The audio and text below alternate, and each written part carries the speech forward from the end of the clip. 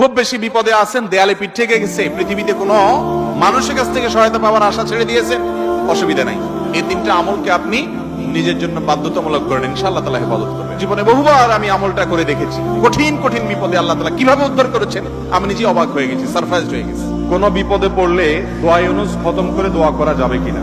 ভাই, দোয়া ইউনুস এটা যে কোনো বিপদে পড়াটা হাদিস এবং কোরআন উভয়টি দ্বারা প্রমাণিত। কোরআনে কারীমে আল্লাহ রাব্বুল আলামিন বলেছেন যে ওয়া কাযালিকা নুনজিল মুমিনিন। ইউনুস আলাইহিস সালাম বিপদে পড়ার পর তিনি যে দোয়া করেছেন, লা ইলাহা ইল্লা আনতা সুবহানাক ইন্নী কুনতু মিনাজ জালিমিন, এই বাক্যগুলো পড়ার পর এগুলো বলে বলে আল্লাহর কাছে তিনি দোয়া করেছেন, আল্লাহ তাআলা তার বিপদ উদ্ধার করেছেন। বিপদে পড়ার পর তিনি যেরকম উদ্ধার হয়েছেন এগুলো পড়ে আল্লাহ তাআলা কোরআনে এই দোয়ার উল্লেখ করে, এই বাক্যগুলোর উল্লেখ করে এরপরে বলেছেন ওয়া কাযালিকা নুনজিল মুমিনিন, একই ভাবে তাকে যেরকম এই বাক্যগুলো, এই জিকিরগুলোর মাধ্যমে আমি রক্ষা করেছি, হেফাজত করেছি ওই বিপদ থেকে, মাছের পেট থেকে, একই ভাবে আমি মুমিনদেরকেও রক্ষা করব। নবী করিম সাল্লাল্লাহু আলাইহি সাল্লাম বলেছেন যে ইউনুস ইবনে মাত্তা তিনি যে এই বাক্যগুলো দিয়ে আল্লাহর কাছে বিপদ থেকে উদ্ধারের পথ খুঁজে পেয়েছেন, সেগুলো তোমরা পড়বে তোমাদের বিপদে আপদে। এজন্য বিপদ আপদ, বিশেষ করে কঠিন বিপদে আপনি যদি পড়ে যান তাহলে মুক্তি লাভের জন্য দোয়া ইউনুস বেশি বেশি পড়বেন।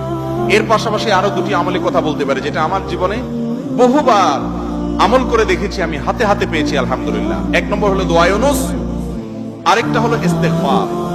এটাও হাদিসে আসছে, নবী করিম সাল্লাল্লাহু আলাইহি ওয়াসাল্লাম বলেছেন মান লাজিমাল ইস্তেগফার, যে ব্যক্তি ইস্তেগফারকে লাজিম বানায় নেয়। লাজিম বানায় না মানে কি? মানে পড়তেই থাকে, থামে না। টয়লেটে গেছে তখন শুধু বন্ধ, খাচ্ছে তখন শুধু বন্ধ, ঘুমাচ্ছে তখন শুধু বন্ধ, আর সারাক্ষণ পড়তেই থাকে ইস্তেগফার। আস্তাগফিরুল্লাহ ওয়া আতুবু ইলাইহি, সাইয়্যিদুল ইস্তেগফার বা যে কোনো ইস্তেগফার, সবচেয়ে ছোট ইস্তেগফার আস্তাগফিরুল্লাহ আস্তাগফিরুল্লাহ, এটা যে পড়তেই থাকে, নবী করিম সাল্লাল্লাহু আলাইহি ওয়াসাল্লাম বলেছেন তার যে কোনো বিপদ থেকে বের হওয়ার জন্য আল্লাহ তাআলা নিজে পথ দেখায় দেন। এমন ভাবে পথ দেখাবেন সে কল্পনাও করবে না। এবং জীবনে বহুবার আমি আমলটা করে দেখেছি, কঠিন কঠিন বিপদে আল্লাহ তাআলা কিভাবে উদ্ধার করেছেন আমি নিজে অবাক হয়ে গেছি, সারপ্রাইজড হয়ে গেছি। নাম্বার 3, দুরূদ। দুরূদের ক্ষেত্রে হাদিসে একই কথা বলা আছে, যে ব্যক্তি দুরূদ বেশি বেশি পড়বে ওই ব্যক্তির সমস্ত পেরেশানি থেকে মুক্ত হওয়ার জন্য এই দুরূদ যথেষ্ট হয়ে যায়।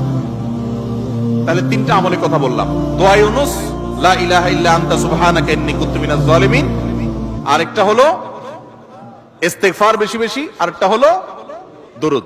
খুব বেশি বিপদে আছেন, দেয়ালে পিঠ থেকে গেছে, পৃথিবীতে কোনো মানুষের কাছ থেকে সহায়তা পাওয়ার আশা ছেড়ে দিয়েছেন, অসুবিধা নাই।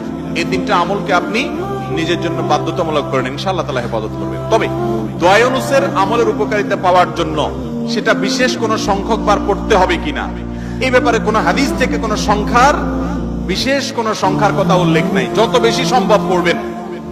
দুনিয়াবি কোনো বিষয় হাসিলের জন্য অভিজ্ঞতার আলোকে, রুকিয়া হিসাবে, ঝাড়ফুঁক হিসাবে, বা দুনিয়ার কোনো কাজে আল্লাহর কাছে প্রার্থনার অংশ হিসাবে তাজরিবা দ্বারা অনেক আমল, যেমন ঝাড়ফুঁকের মধ্যে যেরকম, রুকিয়ার মধ্যে যেরকম বিভিন্ন আমল, আয়াত, হাদিস সংখ্যা ঠিক করে আপনার উলামায়ে কেরাম করে করে সেটা তাজরিবা পেয়েছেন, ওই আলোকে করা যায়, সেভাবে করা যেতে পারে। কিন্তু সওয়াবের আশা যদি হয় যে এত সংখ্যক বার পড়লে এটা হবে, তাহলে সেটা হাদিস দ্বারা প্রমাণিত না।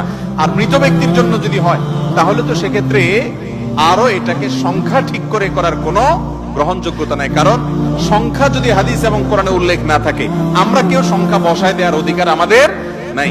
বিশেষ করে মুর্দার জন্য যে খতমের সিস্টেম আমাদের দেশে প্রচলিত আছে, এই সিস্টেম বেদাত, এবং এতে কোনোভাবেই মুর্দার কোনো উপকার হবে না। যেই বেচারা পড়াবে তার আমসালা দুইটাই যাবে। কয়দিন আগে দালম দেওবন্দ থেকে ফতোয়া বের হয়েছে বিষয়, বিশেষ করে কোরআনে কারীমের খতম করানো হয় যে সে বিষয়ে। তো এই জন্য মুর্দার জন্য দোয়া করে বা তার জন্য খতমের অ্যারেঞ্জ করে মুর্দার কোনো উপকারে, বিশেষ করে টাকা দিয়ে, টাকা নিয়ে যদি আপনি করেন তাহলে সেক্ষেত্রে কোনো উপকারে আসবে না, বরং সেটা নাজায়েজ এবং গুনাহের কথা। বাকি হ্যাঁ, মুর্দার জন্য আমরা দোয়া করব এবং তাদের জন্য অবশ্যই কোরআনে কারীম তেলাওয়াত সহ আরো যে সমস্ত আমলগুলো করা যেতে পারে সেগুলো করব, কিন্তু টাকা দিয়ে নয়।